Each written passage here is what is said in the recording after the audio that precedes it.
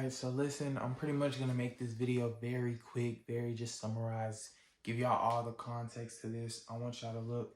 It's currently 4:01 a.m. Pretty much just got done working, took a shower, and etc. But y'all didn't come here for all that. Pretty much, I just want to talk to my entrepreneurs, the late night grinders, the one who sacrificed and went through hell for this shit. You know, I don't think people start to understand the millionaire lifestyle. You see the cars, you see Andrew Tate, you see Brad Scales, like you see all of these people, all these configures driving in Porsches, Lamborghinis, Hellcats, like even more than Hellcats, like C8s, like, and it's crazy, and it really just gives you a fundamental on life and the quality of life you can just grasp. You know what I'm saying? So, and that's really like, it's very surreal, I feel like. Y'all probably don't know me, but I've actually lived outside of the country before. I've been to Paris, I've been to the Eiffel Tower, the Great Wall of China. Like, I remember it somewhat. I was around 6 years old. I'm only 19, so it really wasn't that long ago. But like, I somewhat remember, and it was a high echelons of life. You know what I'm saying? Like, I'm not personally from the hood. I live in the suburbs. Like, I say we're middle class, middle high class somewhat. So I'm about to actually move out 3 weeks from now. So shit, nigga, really finna be on his own. But like, like I've seen a lot of things. I've seen like, because I live in Atlanta, like not even just to give the context of Atlanta, but like, I've seen things. Obviously with YouTube, it really just gives more of a basis of what's possible in this world. You're seeing these people do these things, and it's just, what I want to tell y'all is, bro, it's more so like a 90-10 rule. So, 10% of the time you see these people on the Lamborghini yachts, driving the cars, late night drives, girls, and etc. Like, you see that fun, enriched lifestyle that we preview as this higher quality of life. So it's up here. You see what I'm saying? That's the pros to all of this. This is the whole reason why I'm even making this video right now, because I'm a grinder. I want this shit. I don't care what I gotta go through. I done had so many breakdowns mentally, emotionally, still typing on the fucking computer, getting this shit done, like getting to the money, because nobody gives a fuck. I don't care about my own feelings. I don't care about your feelings. I don't care about what you went through. All we got to do is get to it. But this is going to be a sacred community. And I want y'all to understand, because I'm not saying what I'm about to say because of emotions. I'm saying what I got to say about what I'm finna say, not to confuse y'all, because I feel like I'm starting to have an understanding for this. So going back to the 90-10 rule, like I said, 10% is that dopamine extravagant lifestyle, that corn lifestyle. Then you got 90% of the time, which YouTubers are starting to show it. It's like kind of round. People are showing like their whole life, like round the clock life of what they really do, but you only see some context to it. You don't see when they trap themselves in their rooms for 16 hours a day, grinding, not going to sleep. Listen, this isn't a flex to me at all, because I actually go to sleep at 4 a.m. and I wake up at 8 a.m. I only sleep 4 hours a day. Sometimes it's like, I might feel like just 2 hours, 3 hours. It really depends. Shout out Smith Reese. He talks about, he had made it was a video. He was talking about the quality of your sleep. It was in one of his other videos. But anyways, I've really realized the quality of your sleep will kind of impact your performance, how you can perform, no matter whether you had 7 hours or 3 hours. If it was good 3 hours, then it outdoes 7, non-good hours. Same with deep work. 3 good hours of deep work versus 12 hours of just typing. So what I'm basically saying is that side, that grind, that sacrifice, I feel like it really takes a toll on you. Now, I'm not saying this from a victim perspective nor an emotional perspective. Like I just told y'all, like, I feel like I've been at a state where I've been working, and like you just go through all the emotions, you go through all the bullshit, you go through all the unconscious spiraling thoughts that are negative, that really is like a whirlpool sucking down your energy. And you're just going through it because you're like, bro, like for me, I'm gonna keep it real. I'm gonna tell y'all my philosophy on it. As long as I can get through the day and get all this shit done, bro, I will not fall behind. The second I stop this, is I feel like damn near it's the day I die, bro. Because as a man, not in just this society, but I feel like all societies, past, present, future too, especially in the future with niggas, it's kids who are fucking 17 years old making 30K to 70K a month to fucking 100K. And it's like, if you cannot provide, your value as a man is through what you can provide. Your quoted perceived value, essentially. Money is like perceived value. That's one perspective on it. The bigger problems you solve, the higher, pay rate you get. And what I'm basically saying is like, as a man, like, that's obviously a big thing. If you can't provide shit, like, people, they're not even gonna look at you on the streets. They're just gonna be like, who the fuck this nigga? Getting that top G role, or like, perspective, people seeing you as that top nigga, seeing you as the X, Y, and Z, just like how Andrew Tate is, for an example. Like, you understand the amount of hell, sacrifice, discipline, focus, long nights, sleepless. Really being too convictional with it right now, but I want y'all to like look me in my eyes and kind of see it. Like, this shit is fucking hard, bro. Like, when I tell y'all, bro, like, this shit is genuinely going to be one of the hardest things you ever do in your life. I'm currently on my 7th month of not only just entrepreneurship, monk mode. I started in January. I know like most of y'all ain't gonna care about my story till they get rich, but I'm gonna just give you the context of it. Basically, lock myself in a room. I don't have any friends. The friends I do have, I just, I let them know, like, I'm step away. Let me just run up the money. I made 12K so far. That's pretty decent. I can do better. We got to keep going. But what I'm going to tell y'all is, like, the amount of unconscious, whirlpooling thoughts, emotional, not even just breakdowns, because, like, I would never break down. It would be full-on confusion and chaos in my mind. Instead of typing at that bitch. And I'm saying this to say, when you look at people who are just now hitting 10K a month, compared to the niggas who's hitting 50K a month, to hitting, 100,000 a month, like, the shit that they went through and experienced, not that they went through, experience to get there, to get to that higher degree, to get to that higher means of consciousness of self, to get to that higher quality of life, whether it's, them eating $100,000 steaks to just $1,000 steaks. It's like, I feel like I'm starting to understand why, as a man,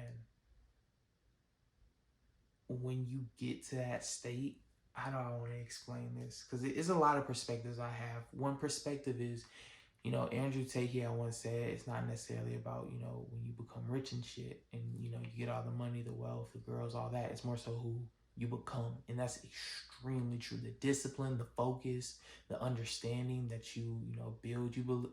Truth be told, you really kind of build and integrate your own philosophy on life. You see what I'm saying? Because, like, you really see the means of this shit. I had a stoic phase where I was just kind of just going through pain, sleepless. I would literally not go to sleep, just working, just trying to make the next move. You see what I'm saying? Not because it was just like I wanted fast money, it's because I wanted to strive, you know what I'm saying, and be great. And what I'm saying in all of this, not only just with that perspective, saying it's who you become, but I feel like I can emotionally relate to the people who have sacrificed a lot. And I don't feel like that relation is a bad thing. I don't think it's a symphony thing. But at the same time, or sympathy, I meant sympathy, sympathy, more so emotional bond, empathy, more so understanding, logical, detached state of emotion, to where you can really see the context of the person and what they're experiencing. I like to say experiencing, not dealing with or feeling, because you experience these emotions, these thoughts. You're not that, though. You see what I'm saying? So that's where you really have choice and will to choose what you want to align with, integrate, and really flow with throughout this lifetime. But what I'm basically saying in this video is I feel like I have a sympathetic state, not off of just an emotional bearing of like, oh my God, I know what you mean. You went through it and we did it, and I went through this, and it's not even like that. It's just, bro, I dead ass think I'm suffering from like fucking insanity or some shit. Like, I've been in this monk mode state for 7 months. Bro, I just talked to a friend 2 days ago, and I swear to God, this nigga was the third nigga I've ever interacted with outside of my mom and my sister for the last 7 months of my life. And this isn't to feel bad and none of that shit. Like, it's, bro, we gonna keep this shit 100% G. It's just like, it's been times where I like mentally want to just crash the fuck out. And I don't even mean just start punching shit. It's damn near like just want to just black out. Like, because bro, I've experienced so much bullshit from my own infliction. I'm my own pain and suffering. And I want y'all to understand this shit. I know Buddhism and a Stoic philosophy, they agree and actually align with that, perspective that you actually are the own suffering to yourself. Like, you cause your own suffering. You're the certain perspectives that you enroot in, the certain, things that you do, not just on a physical level, but, on a mental level, because that's where everything manifests from and even comes from. Those thoughts that reoccur within your mind and your unconscious that just play, that's enrooted within a subconscious belief that you have of yourself. So because you believe that shit about yourself, remember, the mind doesn't play a good and bad. It's just the eternal beings. You're going to inflict a certain perspective about yourself, and that perspective could be good or bad. And you have to understand, shout out, this book, Secrets of Closing the Sales by Zig Ziglar. It's really a book about psychology, obviously, that sales, new perspectives. Every new perspective has new information, new perspective, new feeling. That's why when y'all's unconscious be just rolling, it be all these emotions, because it's so many new perspectives that then create new feelings. But a lot of those perspectives are just enrooted in one big base belief of yourself. It could be something that not happened to you, but you experienced more so, and you haven't gotten out of that phase. One thing I've started to understand is, it's not that your mind can get trapped in the past, but you can get trapped in a perspective that you had within a lower conscious state. So like, for an example, the conscious state, like my consciousness and the way I perceive life now versus when I was 12 is totally different. I have new knowledge, I have a new whole frequency from that knowledge.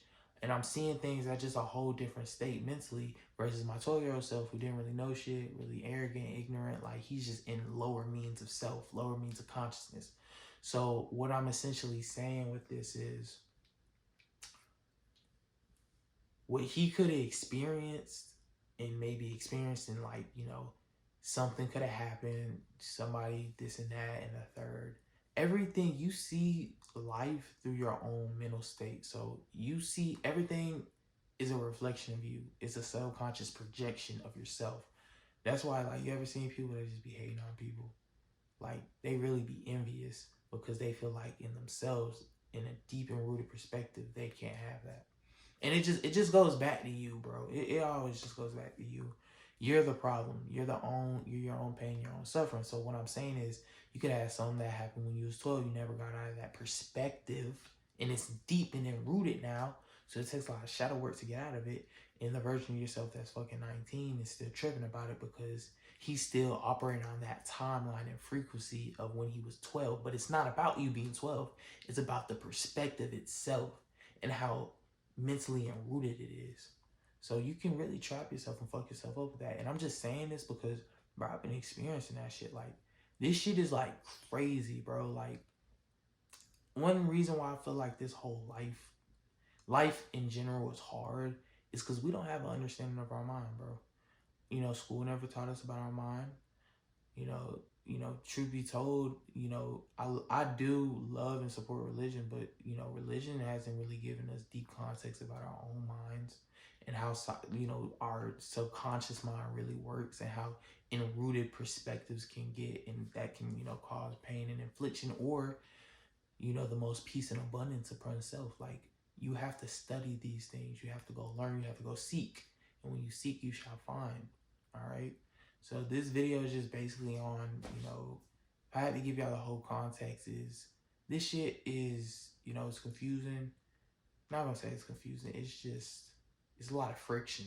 All right? It's not that it's hard. It's just a lot of friction because we still learning self. We still learning the mind. And we, obviously going to higher means of self. But I just want y'all to know, if I can say anything to all my entrepreneurs, even if you just a regular nigga watching this video, bro, is take everything one step at a time. Really dialogue your life and kind of consciously make decisions one by one by one. I was doing the funniest thing today, bro. I was like, cause like I do a lot of shit in one day. You know, I think I started work around 1 p.m. and I literally just got off at 4 a.m. Like, bro, I was taking eating breaks and still working, and it was just crazy. I didn't even get to work out today. It's crazy shit, but pretty much like I was like thinking like in such a dialogue form, and it was very like peaceful to me. Like a lot of times all of us, we do things on autopilot. You know how you like brush your teeth, you're not really conscious, you kind of in a whole nother reality in your thoughts or whatever. Like I was like dead ass like brushing my teeth. When I would walk and close the door, I would dialogue your shit, go close the door, and I would just do it like a fucking like you tell your dog to sit, he sits. Like that's how I was kind of doing it, and it was like, bro, I was like flowing. Like no, I had no intrusive thoughts. I was just in that state, and I was just like, get this shit done, bro. And I should have stayed in that state. I was just fucking up, but anyways, just like I feel like you just need to learn yourself, understand yourself, and really accessitate onto that so you can leverage yourself. And leveraging yourself will help you get more work done, more focused work, more deep work, just whatever you do. Okay, so listen, I love y'all. You know, this channel, like I said, is going to be built off of something powerful and really having a basis of understanding. All right, so listen, y'all all get to the money, bro, but take care of yourselves at the same time. Okay, peace.